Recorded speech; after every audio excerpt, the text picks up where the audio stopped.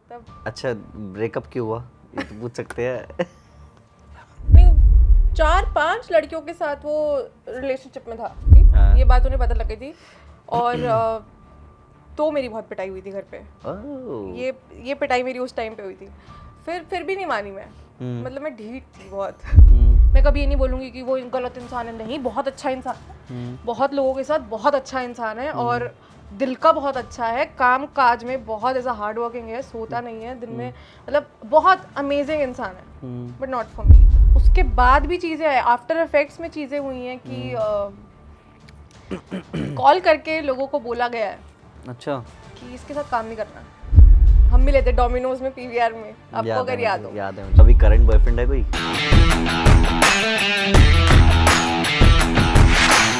जिसको तुम सोचते हो ना इसके बिना तो हम जी नहीं पाएंगे, इसके बिना तो मेरी सांसें नहीं चलेंगी, या मतलब ये नहीं रहा मेरे पास तो मैं क्या करूँगी, सब हो जाता है। भगवान बैठा है और ये चीज़ मैं साइन करके स्टैम्प करके दे सकती हूँ कि कर्मा है। बिल्कुल। तुमने अगर कभी किसी का गलत नहीं किया तो तुम्हारे साथ नहीं हो सकता। Your first love? लव, पहला प्यार तो यार ऐसे प्यार व्यार तो मुझे इतना हुआ नहीं है वैसे लाइफ में कभी भी। अच्छा, हाँ, नहीं ठीक है, मतलब फिर भी एज इन पूछ लेते हैं हम लोग, एक मजबूरी होती है ऑडियंस की, जनता की नज़र में पूछने के लिए हमारी। मैं थी 9th क्लास में अच्छा। और ना मतलब मैं बचपन से ही थोड़ी सी ऐसे को करिकुलर्स में और ऐसे फंक्शंस में, तो वो होता है ना कि यार हर जगह स्पोर्ट्स में थी, वॉलीबॉल कैप्टन थी, डांस में, एक्टिंग में, सिंगिंग में, सुबह प्रेयर होती थी तो वहाँ पे भी मैं प्रेयर गा रही होती, तो हर जगह ही होती, वाइस कैप्टन भी थी स्कूल की। वाह, तो मतलब मतलब हमेशा टॉपर रहे हो तुम भैया? टॉपर तो नहीं रही हूँ, एवरेज रही हूँ मतलब पढ़ाई में। टॉपर पढ़ाई में नहीं, मतलब हर जगह, हाँ, इन ये द कि मेरी सेंस हर कि जगह प्रेजेंस रहती थी स्कूल में, मैं टिक के नहीं बैठ सकती, मतलब है कि वाइस कैप्टन भी, मैं मॉनिटर भी थी, तो हर चीज़ होती थी। तो बहुत लोग ऐसे थे कि जो ऐसे आगे प्रपोज, जो स्कूल वाला प्रपोजल्स होते थे तो आते, तो मैं मना कर देती कि नहीं मुझे कुछ नहीं ऐसा, ये नहीं होता, वो नहीं होता। 9th में थी, 12th क्लास के मतलब ऐसे भैया भैया आके मुझे ऐसे कहते थे कि, तो मैं ऐसे मना करती थी कि नहीं नहीं नहीं, और मैं सुना देती थी।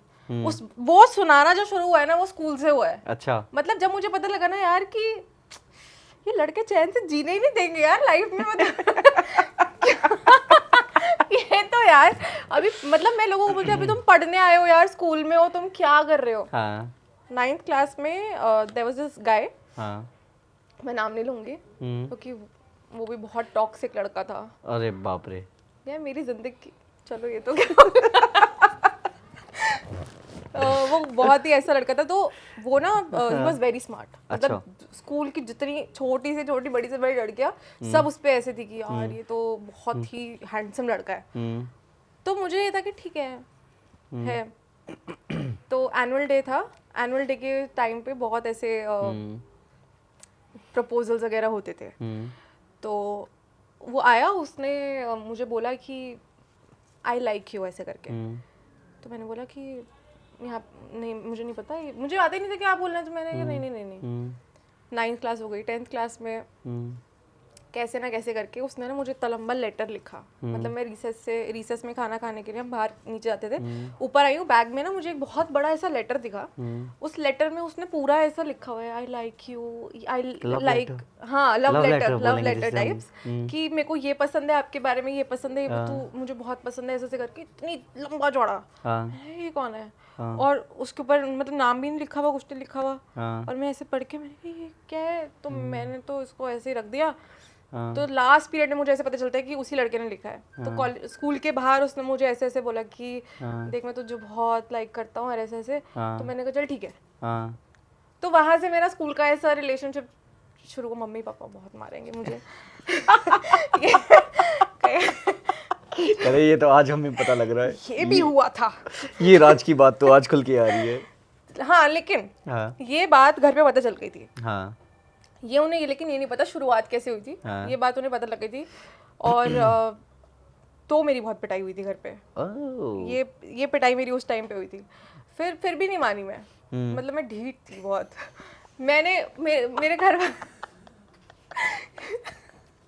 मेरे घर वालों ने बोला कि इससे बात नहीं करनी है अब, ये कोई एज है तुम्हारी, पढ़ाई करो, ये क्या है।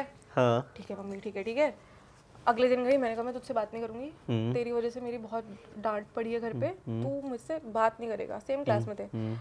उसने कहा ठीक है। रिसेस में हम ऐसे नीचे खड़े थे, तो एक बच्चा आता है छोटा सा, वो एक और लेटर लेके आता है, लव लेटर। दीदी। ओह माय गॉड, उसने ऐसे पता नहीं क्या यार, कैसे कितनी वो फुल ऑन रोमांटिक। हाँ कैसे ये कैसी बुद्धू वाली बातें लग रही है, लेकिन उस टाइम पे सही में ऐसा हुआ है। फिर ना वो रिलेशनशिप 12th तक चला। अच्छा 3 साल। हाँ, और वो ऐसा था कि रिलेशनशिप तो क्या ही कहेंगे उसको, एक वो होता है ना इन्फैचुएशन होता है बचपन में, जो आप अट्रैक्शन होती है, बस वही कि बॉयफ्रेंड गर्लफ्रेंड है हम तो, वो वाला बस वैसे ही कि स्कूल में मिले तो ठीक है। फिर 12th में जब हमें थोड़ी अक्ल आई ना, तो मुझे पता चला, तो उसने क्या पता नहीं 4-5 लड़कियों के साथ वो रिलेशनशिप में था। मुझे 12th क्लास से पता चला। तो फिर मैंने उसको बोला कि जयराम जी की, भैया जी आप जाओ, भैया जी आप जाओ। तो वो ऐसे रो के दिखा, मतलब मैं इसलिए ना थोड़ा सा मेरी लाइफ में जितने लड़कों के एक्सपीरियंसेस रहे हैं, हाँ वो अच्छे रहे नहीं है। इसलिए अब मैंने भगवान जी के आगे हाथ जोड़ लिया कि आपको जो दिखे ना वो ठीक होना चाहिए। आप जब लाओगे तो मैं नहीं सर, मैं ढूंढने निकलूंगी अब। आप कोई तो मतलब अब तुमने ठान लिया कि अब मैं अरेंज मैरिज करूंगी? नहीं, नहीं, अरेंज मैरिज भी कर सकते। विवाह देख के तो मतलब मुझे बहुत ऐसा लगता है कि अरेंज मैरिज कर लेनी चाहिए, बट उसमें वो एक्चुअली लॉटरी टाइप सिस्टम होता है ना, क्या पता क्या अच्छा निकल जाए, क्या पता हाँ। गैंगस्टर निकला तो अगले दिन निकल पैसे निकाल, मैं क्या करूंगी? तो अपन को रिस्क लेने का ही नहीं है। मेरे को कुछ नहीं, प्यार मोहब्बत के झमेले में मुझे पड़ना नहीं है। तो अभी करंट बॉयफ्रेंड है कोई बॉयफ्रेंड नहीं है बाबा, मुझे कोई बॉयफ्रेंड बनाना भी नहीं है। अब तो घर वाले कहते हैं हाँ कि कोई करो, ढूंढो, क्या कर रहे हो, ढूंढ कोई लड़का का। कहाँ ढूंढूं, क्या करूं, मेरे को नहीं चाहिए ही नहीं कोई लड़का, मतलब। अच्छा ब्रेकअप क्यों हुआ ये तो पूछ सकते हैं? देखो क्या ही बोलूं मैं, सिंपल सा है क्वेश्चन, वैसे इतना ज्यादा बहुत डिफिकल्ट सिंपल क्वेश्चन है और ये बहुत लोग जानना चाहते हैं। हाँ ये सबसे मेन इंपॉर्टेंट क्वेश्चन था वैसे अभी तक का। आई नो, मैंने इसलिए इसे लास्ट में पूछते मैं हैं। ये ना ये एक्चुअली बताना चाह भी रही हूँ, नहीं भी बताना चाह रही हूँ। मेरे को समझ नहीं आ रही, कट कर देना यार, मेरे को कुछ समझ नहीं आ रहा क्या बोलूं। अरे कोई दिक्कत नहीं, मुझे बहुत स्मार्ट आंसर देना है इस क्वेश्चन पे, रुक जाओ। फुल स्मार्ट आंसर दे सकते तुम। देखो आप बस एक चीज सोचो, एक चीज इमेजिन करो कि आप किसी के साथ हो और आपको हर तरीके से ग्रांटेड लिया जा रहा है, और आपको आपकी मतलब आपको पता लग रहा है कि चीज़ें सही नहीं चल रही हैं, तो आप क्या करोगे? आप बहुत ही ज़्यादा ब्लाइंडली प्यार में हो, तो आपको कोई चीज़ समझ आ नहीं रही है उस टाइम पे कि क्या हो रहा है ये। लेकिन आपको सब लोग बोल रहे हैं आपके आसपास कि देख गलत हो रहा है, गलत हो रहा है। आप कह रहे हो नहीं, कहाँ हो रहा है, सब तो सही है, कुछ नहीं हो रहा, अरे हो ही नहीं सकता मेरे साथ तो गलत, हो ही नहीं सकता, लेकिन हो रहा है आपकी आंखों के आगे। आप फिर भी उसे इग्नोर करते जा रहे हो। आप इस बात को मानोगे कि आपने भी जब शुरुआत करी थी तब आप मिले थे, हम मिले थे डोमिनोज में, पीवीआर में, आपको अगर याद है मुझे, तब आपने देखा था। हाँ। अब आप आज इतने अच्छे बड़े मुकाम पे हो, है ना। आप अगर आज के टाइम में कोई बात बोलोगे तो आपकी बात को कुछ समझा जाएगा कि हाँ आपने बोला है कुछ, तो मतलब ये इनके मुंह से निकली है बात। आज मैं ये बात कहूँ कि अगर कंपैरिजन किया जाए तो ज्यादा पलड़ा जो कहेंगे ना भारी, उसी इंसान का सुना जाएगा, उसी इंसान का माना जाएगा जिसके पास आज के टाइम में पावर है, जिसके आज के टाइम में नेम फेम है। मैंने ये चीज बहुत ही हार्श तरीके से सीख ली है कि जिंदगी में अच्छाई करना ना वो धरा का धरा रह जाता है जब सामने पैसा और ओहदा आ जाता है। तो आज मैं इधर इस प्लेटफॉर्म पे बैठ के अगर ये बात बोल भी देती हूँ, सारी बातें खोल भी देती हूँ, तो कुछ फर्क नहीं होने वाला। मतलब चीजें चेंज नहीं होंगी, न मैं चाहती भी नहीं। आज अगर आप मुझसे पूछोगे क्या वो सही हुआ, मैं कहूँगी 500% सही हुआ, भगवान की कसम, मतलब अपने करियर की कसम। उससे बेटर चीज हो ही नहीं सकती थी मेरी लाइफ में, क्योंकि उसके बाद जो प्रतिष्ठा निकल के आई है ना, वो खुद से प्यार करती है, वो अपने लिए जीती है, उसको नहीं फर्क पड़ता कि कोई क्या बोल रहा है, कोई क्या सोच रहा है। मेरे दिमाग में ये डाल दिया गया था कि हम इतने मतलब ऐसे आ गए हैं ऊपर, अब ऐसे रहना है, ऐसे बैठना है, ऐसे बिहेव करना है। मैं कभी ये नहीं बोलूंगी कि वो गलत इंसान है, नहीं, बहुत अच्छा इंसान है, बहुत लोगों के साथ बहुत अच्छा इंसान है, और दिल का बहुत अच्छा है, काम काज में बहुत ऐसा हार्ड वर्किंग है, सोता नहीं है दिन में, मतलब बहुत अमेजिंग इंसान है, बट नॉट फॉर मी। अच्छा यार, तुम्हारा जो चैनल है तो उस पे तुम कभी मिक्स कंटेंट बनाते हो, कभी व्लॉगिंग, मतलब जनरली मिक्स कंटेंट किस लिए? कभी एक कंटेंट पे क्यों नहीं स्टिक हो रहे हो तुम? वो मैं बताती हूँ आपको। स्टार्टिंग में जब मैंने शुरू किया था ना, तो मैंने सिंगिंग वीडियोस बनाई थी, क्योंकि हाँ मैंने देखी थी, तुमने इसमें स्पॉन्सर भी किया था एक सिंगिंग वीडियो में। हाँ, तो स्टार्टिंग में सिंगिंग वीडियोस बनाई थी, एंड उसके बाद उस पर कॉपीराइट लगना शुरू हो गया था, क्योंकि हम कवर्स करते थे। फिर एक मैंने ओरिजिनल ट्रैक बनाया था, जो कि थोड़ा बहुत चला भी था, बट फिर यार मुझे ना ये समझ आ गया कि या तो अगर तुम कोई काम पकड़ रहे हो ना, तो तुम्हें उसमें पूरा प्रोफेशनल होना चाहिए। तुम उसको ऐसे मत लो कि आधा उदा काम करके कि हाँ ठीक है इतना गा दिया और ठीक है, नहीं। मैंने कहा यार, अगर if I have to take singing as a profession, then I have to learn singing, then I have to perform it उसके तरीके से, एंड तभी ऑडियंस को भी मजा आएगा, क्योंकि क्वालिटी देना जरूरी है ऑडियंस को। तो मैंने छोड़ दिया वो, क्योंकि उस पर एक तो मोनेटाइजेशन $, आ रहा था, और कवर्स से मुझे था कि यार ठीक है, एक टाइम बाद जब खुद लिरिक्स लिख के या फिर लिरिसिस्ट रख के जब सॉन्ग्स बनाने होंगे तो कर लेंगे, अभी नहीं बस की है, क्योंकि उस टाइम पे शायद ट्रेंड था कवर्स का। हाँ, जब तुम कर रहे थे। हाँ, तो वो करा। मतलब मैंने जैसे आपको बताया ना, मैं फ्लो के साथ चली हूँ। मैंने ये सोचा ही नहीं कि मुझे आज ये करना है वो करना है। मैं वर्सेटाइल रही हूँ ना, कि हाँ ठीक है, अभी ये समझ आ रहा है ना, ये कर लो, अभी ये समझ आ रहा है। बहुत सारे यूट्यूबर्स के साथ काम किया है, सबसे ज्यादा काम करने में मजा किसके साथ आया? कोलैब्स किए ना आप लोग, आपने कई सारे, तो सबसे बेस्ट कोलैब किसके साथ था एक्सपीरियंस वाइज, कि ये बंदा बहुत जेन्युइन है, मजेदार है? मैंने आज तक टचवुड जितने लोगों के साथ काम किया ना, मेरी किस्मत बहुत अच्छी रही है कि सब बहुत अच्छे थे। मतलब मैंने मतलब जैसा अपना पहले जो टीम थी, वो तो घर ही एक फैमिली थी, एक वो हम साथ साथ है था वो, ठीक है। उसमें तो हम जैसे सब बहुत दिल से काम करते हैं, और सब ऐसे मन लगा के मेहनत करके काम करते थे। फिर उसके बाद हसले इंडिया में जब शुरुआत में काम किया, और वैसे भी तो मतलब वहाँ पे भी ऐसा है कि अंकित और अमन को मैं लिटरली ऐसे भाई वैसा देखती हूँ, कि इन्होंने उस टाइम पे हमारा ऐसा हाथ पकड़ा था ना, कि जब कुछ भी नहीं था। तो मेरे साथ ये है कि जिन्होंने मुझे उस टाइम पे, जब मुझे रास्ता नहीं दिख रहा होता, जब भगवान हाथ भेजता है ना तुम्हें पकड़ने के लिए, तो वो गोल्डन हैंड होता है। बिल्कुल सच है। उसके आगे ना हमेशा तुम्हें झुक के रहना चाहिए, कि तुमने दिया भाई, I am so grateful for you. तो अब सब कुछ होने के बाद जब 2.0 जर्नी शुरू हुई थी, तो उसके बाद उस्मान के साथ काम किया था, हसले इंडिया के साथ वेब शो किया था, वो बहुत ही अमेजिंग एक्सपीरियंस था, क्योंकि सब कुछ होने के बाद एक ऐसी अपॉर्चुनिटी आई, घर से अपॉर्चुनिटी आई जिसे कहते हैं ना, कि और बहुत अच्छा एक्सपीरियंस था मतलब सबके साथ ही बहुत अच्छा एक्सपीरियंस रहा मेरा। मैं ये नहीं कहूँगी कि कहीं जाके मुझे डिसरिस्पेक्ट फील हुई है। मैं खुद कहूँगा तुम्हारे बारे में, मेरा सेकंड टाइम मिल रहे हैं। हाँ। मुझे लग नहीं रहा हम सेकंड टाइम मिल रहे हैं। एक तो ऐसा नहीं होता जैसे सालों से जानते हैं नहीं, सेकंड वैसे पहले मिले हैं वो डोमिनोज, तब तो वो अलग बात थी, लेकिन अभी मतलब ऐसा मुझे सेकंड टाइम की मीटिंग में लगा नहीं कि हम सेकंड टाइम, ऐसा लगा सालों से जानते हैं, बहुत पुराने क्या कहते हैं, बहुत क्लोज है हम लोग, बहुत अच्छे दोस्त हैं। अच्छा, बॉम्बे का एक्सपीरियंस कैसा था?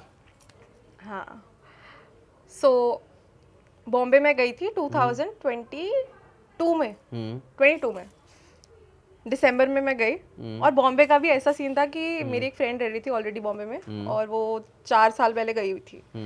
तो उसको मैंने 6 महीने पहले भी किया, मतलब 2 साल पहले ना बोला हुआ था कि यार मैं आऊंगी तो तू तेरे साथ ही रुकूंगी। उसने कहा ठीक है। तो उस टाइम पे वो किसी और के साथ रह रही थी। तो जैसे ही मेरी जिंदगी में तहलका मचा, जब कुछ समझ नहीं आया कि अब क्या करना चाहिए, वही फ्लो वाला सीन मेरा कि ठीक है अभी हो गया, क्या अब किया जाए, ठीक है चलते रहे। तो 2022 के मिड में उसी फ्रेंड का कॉल आया कि देख अभी मैं घर छोड़ा है और दूसरा मैं घर देख रही हूँ नया, तो अभी कोई नहीं है, मैं ढूंढ रही हूँ, तो तू आएगी? मैंने कहा ठीक है, तो बता। कहती तू फिर तुझे फटाफट आना पड़ेगा, ऐसे नहीं, मैं तो घर देखना शुरू कर चुकी हूँ और इतना इतना रेंट होगा और ये होगा, अपन बांट लेंगे और ऐसे ऐसे। मैंने कहा ठीक है। तो मैंने सोचा था अगले साल मतलब 2023 में जाऊंगी और आराम से जाऊंगी।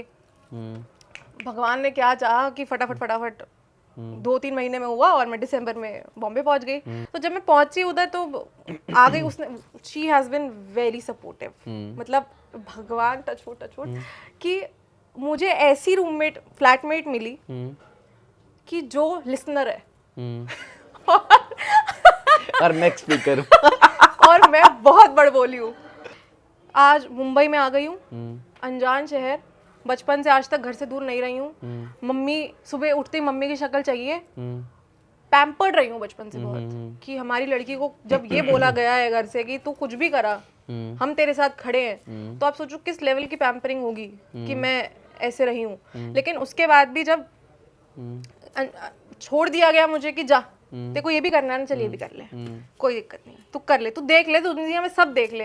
और मैं जितनी बार ठोकर खा के आई हूँ ना घर पे, मैंने घर का दरवाजा खटखटाया, जब मम्मी ने खोला आ गई घर, पता लग गया क्या है लोग। ये नहीं बोला क्या कभी मुझे कि देख दुनिया ऐसी होती है वैसी होती है, बच के रहना चाहिए, नहीं। मुझे ना एक्सपीरियंस लेने के लिए धक्का दे दिया गया है। प्रैक्टिकल है तुम्हारे पेरेंट्स बहुत ज्यादा।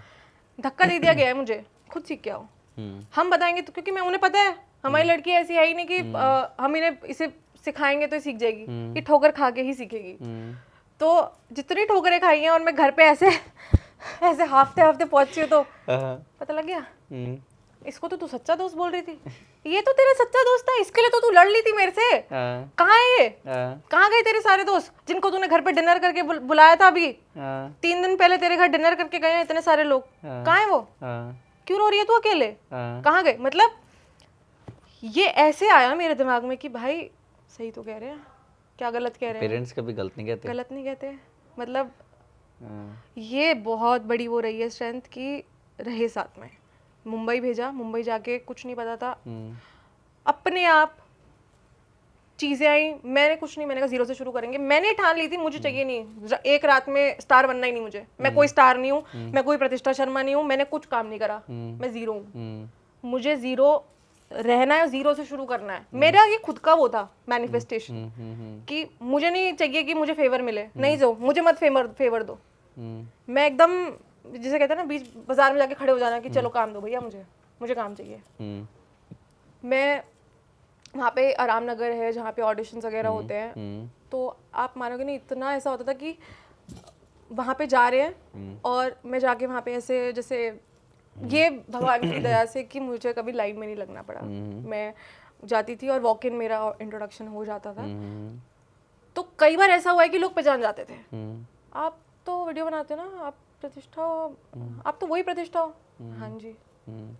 तो अब देखो नॉर्थ इंडिया और वहाँ के उसमें ना फर्क क्या है, हमें ना थोड़ी ऐट होती है, हमसे ना काम मांगा नहीं जाता, हमें ना शर्म आती है कि ये कैसे बोला जाए कि मुझे काम दे दो, आती है वो, उसको मैं ऐट भी नहीं बोलूंगी, वो ना एक ऐसा रहता है कि क्या सोचेंगे, काम मांगना है यार, खुद कर लो। मेरा ना ऐसा है भी कि काम मांगने से बेटर है ना कर लो, खुद ढूंढ डांड के कैसे भी करके ना कर लो, लेकिन किसी से ना फेवर लेने में ना मेरी ना वो जान निकल जाती है। तो स्टार्टिंग में तो पहचान भी जाते थे ना, मैं कहती थी ओके मेरी जगह कोई और होता प्लीज काम दे दो आप मुझे, कि पहचान तो गए हो ना आप मुझे, तो अब तो आप मतलब आपने मेरा काम देख रखा है, आप सामने से बोलते थे कि आप गुड वर्क एंड ऐसे यार ग्रेट एक्टर, हाँ कोई आएगा तो। और उसी वजह से भी I got something which I will not reveal, but like I got something and जो हो जाएगा रिलीज जब तब देखा जाएगा। बट वो भी एक ऐसी जर्नी थी कि मेरे को जाते ही मिल गया था। अच्छा, मतलब ऐसे मैं दिसंबर में गई थी और फेब में मेरे हाथ में प्रोजेक्ट था। उस प्रोजेक्ट में भी जब मैं काम कर रही थी वहां पे भी लोग पहचान गए थे, जो डायरेक्टर थे वो भी पहचान गए थे। तो उन्होंने ना ऐसे मुझसे पूछा कि आपने पहले कहीं काम किया हुआ है क्या आप, क्योंकि मैं नॉन फेस तो है ही ना यार, देखा तो है ही, हर जगह तो देख ही रखा है। नहीं देखा है वो ठीक है, चलो वो भी मैं कहती हूँ सेकेंडरी बात है कि देखा है, मैं चाहती नहीं कि कोई मुझे पहचाने। अच्छा। मेरे को ना ये हो गया है अब कि मुझे खुद से करना है। हाँ। मैं तो मुझे 10 साल लगेंगे ना, मुझे कोई टेंशन नहीं है। मेरी जिंदगी में मैं मेहनत कर रही हूँ, मैं मेहनत करूंगी, अपना जी जान लगा दूंगी। 1 साल 2 साल मुझे लगा खड़ा होने में वापस। जिसे कहते हैं ना कि आपको जब चोट लगती है, घाव लगता है, तो जब आप बेड रेस्ट भी तो होता है ना, तो मेंटल जब आपको चोट लगती है तो उसके लिए भी तो कुछ ना कुछ रेस्ट होता ही है ना। जब आपका एक्सीडेंट हो जाता है, जब आप चल भी नहीं पाते हो, तो आपको कुछ ना भी करके आप चाहते हो खड़े होना, लेकिन आप खड़े नहीं हो पाते हो कि आपको दर्द होता है। बिल्कुल बिल्कुल बिल्कुल। तो मेंटली भी आपको इतना रेस्ट लेना चाहिए, और वो मैंने लिया। मुझे ये स्ट्रेस होता था कि कल को सब आगे निकल गए तो मेरा क्या होगा, मैं पीछे रह गई तो जो कि देखो कितने नए यूट्यूबर्स आ गए। बट मैं उसको बहुत स्नप कर उसी टाइम पे अपने उस थॉट को खत्म करती थी। यार ये थॉट्स ना कभी नहीं जाते, मैं कह रहा हूँ तुम कहीं भी किसी भी लेवल तक चले जाओ, ये थॉट्स कभी लाइफ से खत्म नहीं होंगे। कि कल को सब खत्म हो गया तो अच्छा, तुम्हारे मम्मी पापा की कुछ रिव्यूज वगैरह है तुम्हारी लाइफ को लेके, कुछ कहते हो? मैंने जब ये चीज़ शुरू करी थी तो जैसे हर लड़की के पेरेंट्स होते हैं कि उन्हें लगता है कि 6 बजे लड़की घर आ जाए, और ऐसे वैसे ही थे। तो जब ये चीज़, क्योंकि जब हमने शुरुआत करी तो रात के 3-3 बजे तक भी हम शूट कर रहे हैं, और उनको ये था कि क्या मतलब है रात के 3 बजे शूट करने का, दिन में कर लो सारा काम, क्या है। हमारा दिन में कॉलेज होता था, हम रात को ही हमें टाइम मिलता तो हम करते थे सारे बैठ के। तो धीरे धीरे करके उन्हें समझाना पड़ा कि देखो ऐसा होता है, आपको इतना तो वो रखना पड़ेगा कि आपकी लड़की हूँ, कुछ गलत नहीं करूँगी, इतना आपको विश्वास। तो विश्वास तो हमेशा से था, ये कभी विश्वास नहीं डगमगाया कि ये कुछ गलत कर देगी ऐसा कुछ। जब से मैंने ये चीज़ शुरू करी थी, पापा ने मुझे एक चीज़ बहुत ही कान खोल के समझाई थी कि तुझे अगर हमें प्रूव करने के लिए कुछ करना पड़ रहा है तो मत कर। बिल्कुल। क्योंकि हम ऑलरेडी तेरे ऊपर प्राउड हैं। तू हमारी बेटी है, we are already proud on you, ऐसा प्राउड ऑफ यू। ऐसा नहीं है कि तू ये चाहे कि मुझे अपने मम्मी पापा को खुश करना है, मेरे मम्मी पापा का सपना था, कह रहे हमारा कोई सपना नहीं है, तू अपने लिए कर रही है। तू अपने लिए जब तक करेगी ना तब तक ग्रो करेगी। किसी और को दिखाने के लिए करेगी, किसी और को प्रूफ कि मैं ये बन जाऊं, मेरे को उसको प्रूफ करना है, उसको नीचे दिखाना है, तो कभी ग्रो नहीं कर पाएगी। मेरा ये मोटिव है ही नहीं कि मुझे इतना बड़ा बनना है किसी और को दिखाने के लिए, नहीं। इसीलिए तो कोई कंपटीशन ही नहीं है ना मेरा, इसीलिए तो मेरे को कोई स्ट्रेस भी नहीं है ना इस बात का। इसीलिए मैं अपने मर्जी से चलती हूँ कि 4 बातें तुम आके मुझे कह भी दोगे तो क्या कर लोगे तुम मेरा। 2 साल तक जब मैं गुफा में बैठी थी, मैं जूझ रही थी अपनी जिंदगी से, तब तुम मेरे घर पे राशन देने आए थे। सही बात है। तब तुमने पूछा था कि तू कैसी है प्रतिष्ठा।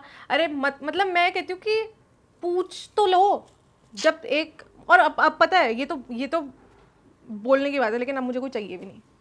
अब अगर कोई आता भी है ना तो मैं ना उसको उतना ही रखती हूँ कि हाँ ठीक है, वहीं तक ये बाउंड्री है मेरी, इसके आगे तुम ना तो मुझे जान पाओगे, अब ना मैं चाहती। इंटरफेयर करो ही मत मेरी ज़िंदगी में, मेरी ज़िंदगी मेरे तक है, मतलब मेरे घर वाले, मैं, बस। उसके ऊपर कोई मतलब ऐसा है कि बहुत जिसको ज़रूरत है मेरे से, या कोई चाह रहा है कि मेरा सपोर्ट, दूंगी मैं। अभी भी हूँ, वही हूँ मैं, ऐसा नहीं है, मैं अभी भी तुम्हारा साथ दूंगी, लेकिन थोड़ा अपने आप को एग्जॉस्ट नहीं करूँगी तुम्हें सपोर्ट करने में। ये चीज़ ना आपको लाइफ सिखाती है। ये चीज़ आपको, ये 18 साल वाली प्रतिष्ठा को नहीं समझ आता, उसको लाइफ ने सिखाया कि देख, जिसको तू अपना बोल रही है वो कोई है ही नहीं तेरा अपना, देख ले तेरे आगे शीशा है, देख ले इतने गड्ढों में गिरी हूँ ना मैं, इतने गड्ढों में गिरी हूँ। बट ये ना, मुझे इसकी सिंपैथी नहीं चाहिए। मतलब ये कि ब्रेकअप हो भी गया था, और मुझे तो ये वर्ड बोलते हुए भी अब ऐसा लग रहा है कि इतना पुरानी बात है। सही में ऐसा लग रहा है इतनी पुरानी बात है, लेकिन ये सच है। देखो क्या होता है कि मैंने एक बात सीखी है, मैं भी अपनी लाइफ से एक बात सीख चुका हूँ। आपकी फैमिली में ना आपके माँ बाप के सिवा, और जब शादी होती है तो आपके बेसिकली फैमिली, जो आपके बीवी बच्चे या पति बच्चे जो भी है, उसके सिवा कुछ नहीं होता, कोई आपका सगा नहीं होता। सच यही है, ये एक कड़वी सच्चाई है।